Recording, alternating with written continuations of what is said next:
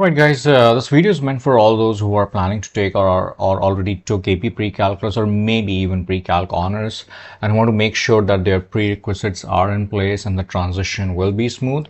So I'll be making a couple of videos. This is the first one, which is based on transformation of functions. I'll be walking you through the theory, and then we have a couple of multiple choice questions and in fact FRQs as well that will try to make sure you get the concept. And if you need private tutoring, feel free to reach out. Right, so there are a couple of transformations that we should be aware of, starting with the first one that's pretty straightforward. Let's say if fx is a function, and if I want to translate it up, I'm assuming that k is a positive number, then the new transform function will be fx plus k, where k is outside, remember. This means that it is moving k units up. Likewise, if I want to move fx down, then I will do fx minus k, which means that it is moving k units down. So this is the vertical translation. Now the horizontal guy is a little counterintuitive, because you might think that fx plus k is moving to the right by k, but no, it is actually moving k units left. It is counterintuitive.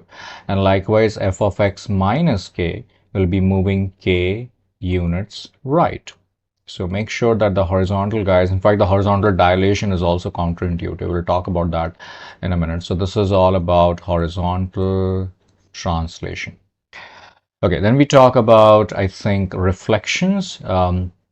If we are doing minus of fx, then if we are doing f of minus x, then minus of fx basically just move that below the x-axis, or the below piece above the x-axis. Basically, it's a reflection about the x-axis. Reflection about the x-axis, and this guy is a reflection about the y-axis.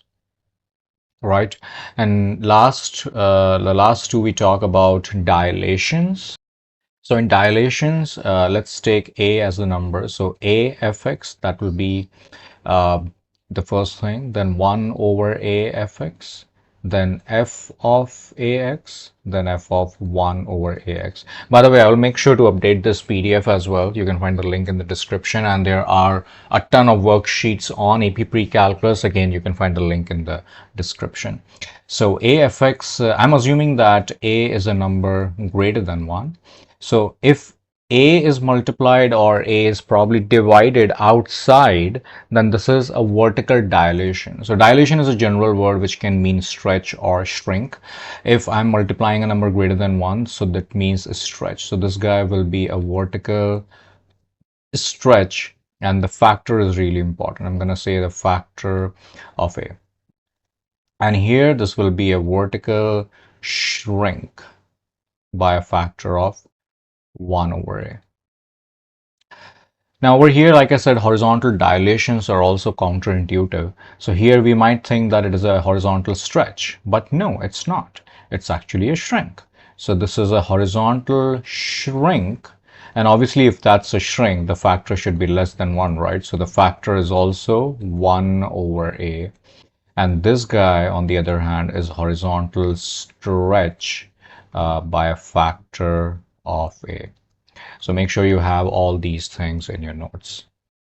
Right, I'm going to give you one example now, and in that I'm going to show you how the transformations will look like, because usually in the horizontal transformation, students mess up. So I just want to make sure you are sorted in that respect. Let's say a regular function. I'll take a regular function, maybe x minus 2 whole square, right? That's of course, it's a parabola. I'm not interested in what this function is. I'm more interested in how the transformation will look like. Now, let's say I want to go up by let's call it 1 units, or down by 1 units, up or down by 1 unit. So the function will be as simple as whatever function we have, and I will do plus and minus 1, plus or minus 1 outside, right? Because if I want to go up 1, then it's plus 1, down 1, then it's minus 1. Let's say if I want to go left by 1 unit. So left by 1 unit would mean that I will replace x by x plus 1. So this will be x plus 1, and minus 2 remains as it is.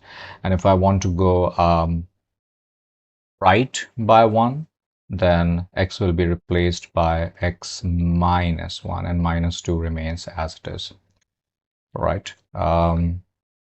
In fact, you know what? It will make even more sense if I change the function to 2x or maybe 3x minus 2 so that the confusion will be clear. So this is 3x over here. Now, how will the situation change over here if this is 3x? Remember, only x will be changed, not 3x. Some students make a mistake of writing 3x plus 1, which is absolutely wrong.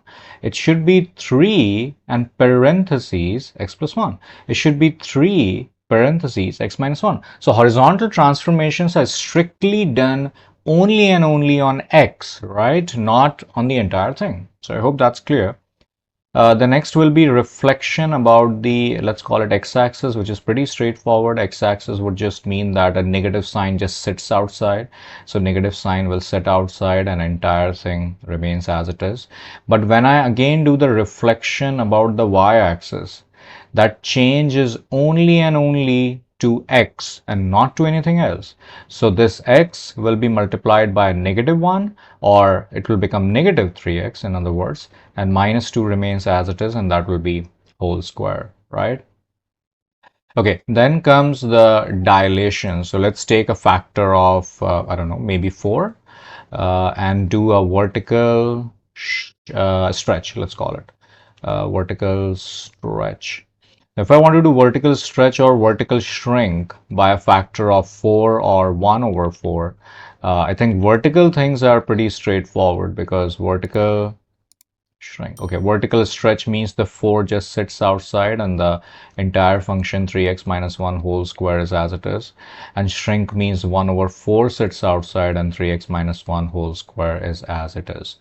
However, if the same thing happens with the same factor, if I'm doing a horizontal stretch, let's call it.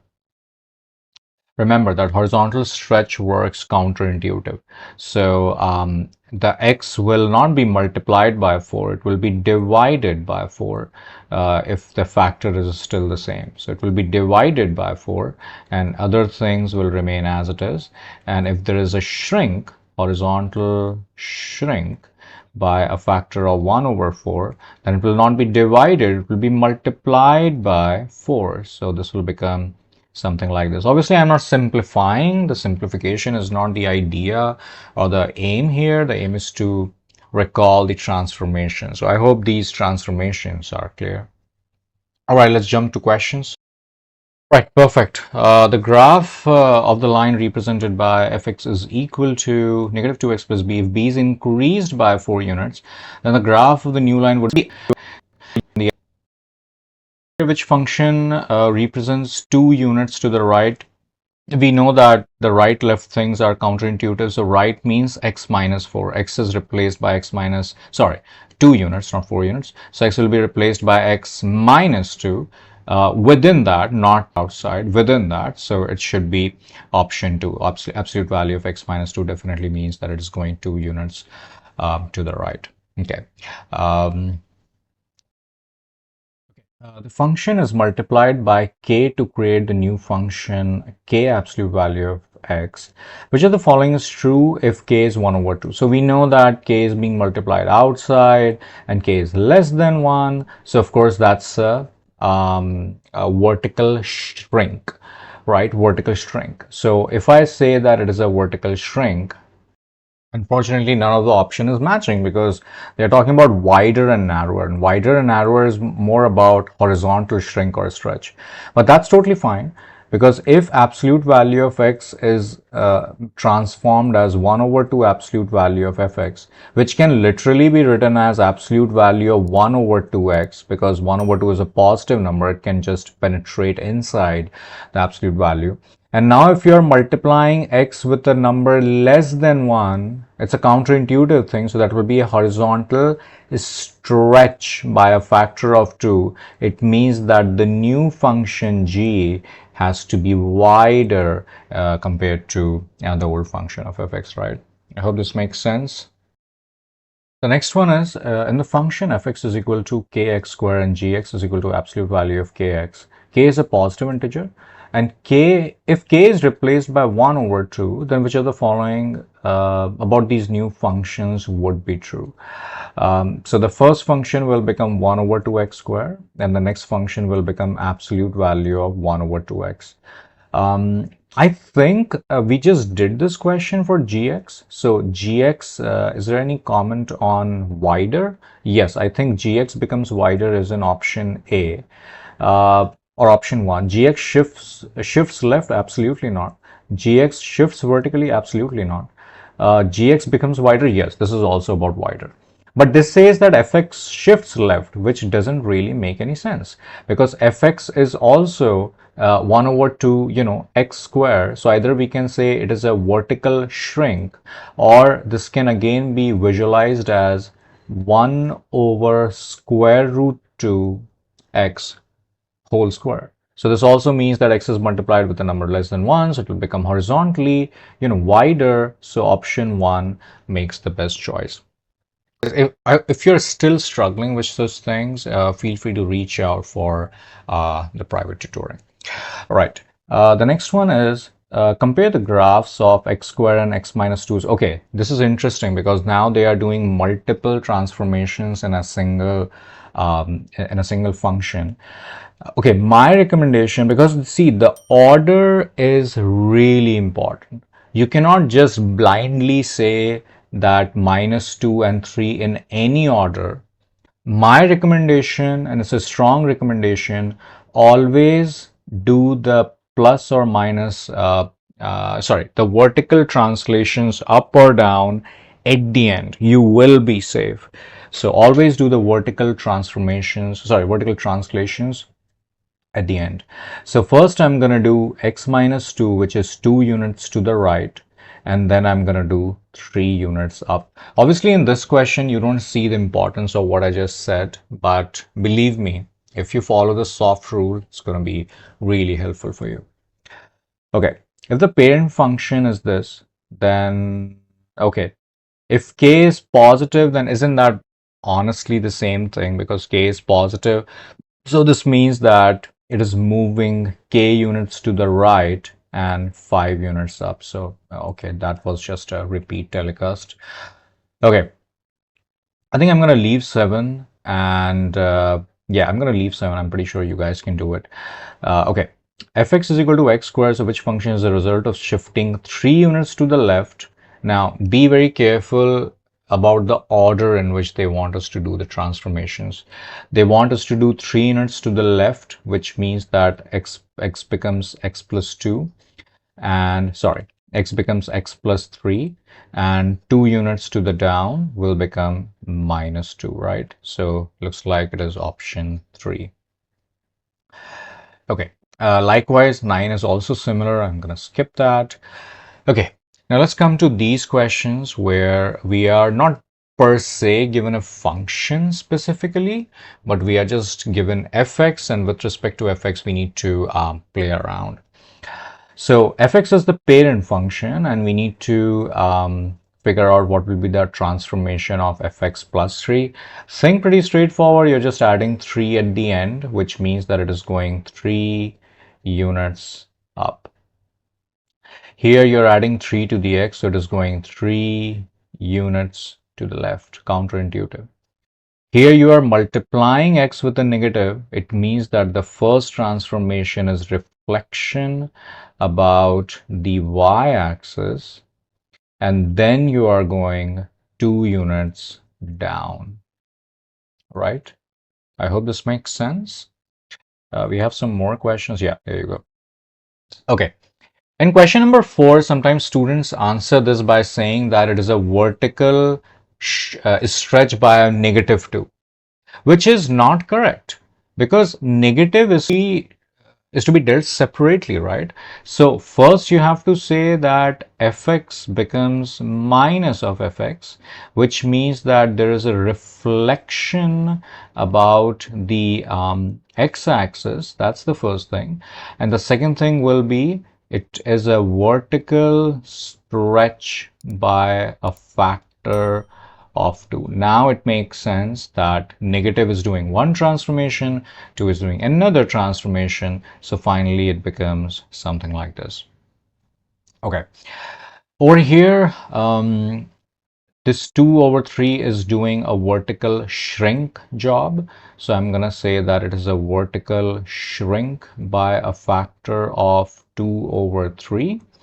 And second is, this is x minus 3. It means that it is moving 3 units to the right. Counterintuitive, right? Okay, here, like I said, do the vertical translations at the end. So first I'm going to deal with this 5, and this 5 is a horizontal shrink, right? Not stretch, counterintuitive. So horizontal shrink by a factor of 1 over 5, and then we'll say that it is going vertically up by 1 unit, right? And finally, we have these 4 questions where we need to perform the transformations in the given order. That's very important, in the given order. So x cube is shifted 1 unit to the left, which means that counterintuitive, x plus 1 cube is stretched vertically by a factor of 3. Cool. 3 comes here. And shifted up 1 unit. So plus 1. Okay, let me show you how the answer would have changed had this is the second transformation and this is the third transformation. So the first one is still same, shifting to the left by 1 unit. So it becomes x plus 1 cube. Now you are shifting 1 unit up. So it will be plus 1. But now if you're stretching vertically by a factor of 3, remember that 3 will be multiplied to the entire function. So the answer will be 3 times x plus 1 cube plus 3, which is obviously a little different from what our original answer is. So yeah, that's the importance of the order. Okay, is stretched horizontally by a factor of 2, counterintuitive. So stretch means 1 over 2 factor and multiplied with x, and reflection about the y-axis means that x is multiplied with a negative sign, so square root of negative 1 over 2x. Shrink horizontally by a factor of 1/3, counterintuitive, so 3 will be multiplied. Then shrink vertically by a factor of 1 over 5, not counterintuitive, just 1 over 5 outside. And then shift down by 7, so minus 7. And finally, x square, shift to the right by 3, counterintuitive, x minus 3. And reflect over the x-axis, which means that negative just sits outside.